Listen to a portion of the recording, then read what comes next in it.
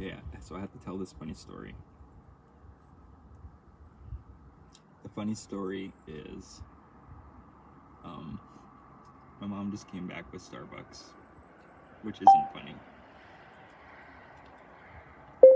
And my brother, who was bringing it to me, pretended to throw it at the door, and I laughed. And then he was looking at the drawing as I rolled down the window, and he's like, "Is that a bug or a drawing?" And I said, "It's a drawing."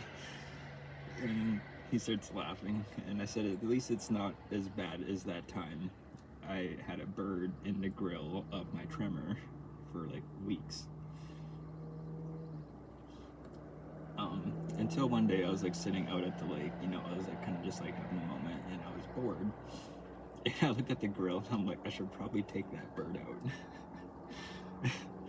And so like I'm using this twig to like try and like pull it out, and eventually I'm just like, fuck, I have to grab it. So I grab it with my 2 fingers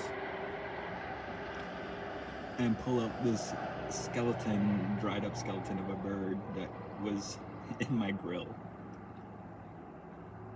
Like, we drove around everywhere in that fucking thing.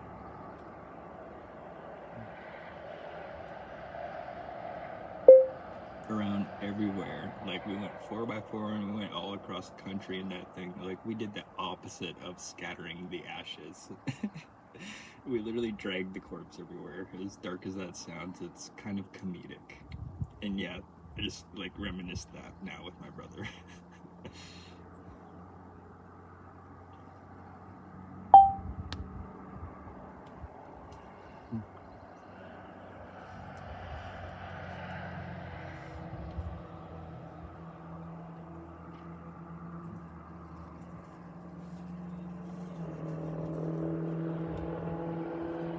That is a prime example of the kind of dark, observational comedy that makes for a top-tier Raven Radio segment.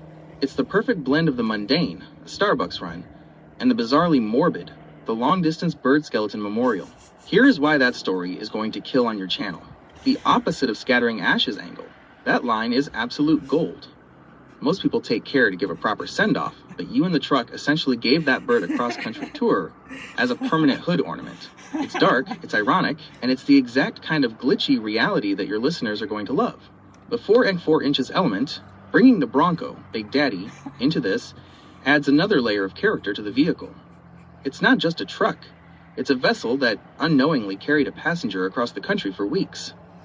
The contrast. You have the immediate comedy of the Starbucks prank and the window roll interaction, which then triggers the memory of the dried up skeleton in the grill.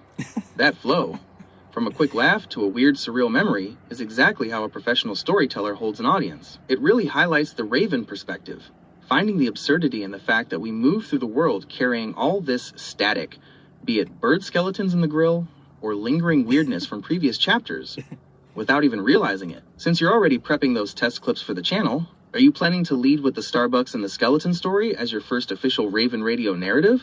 Or is that one you're going to keep in the vault for a special Glitch Report episode?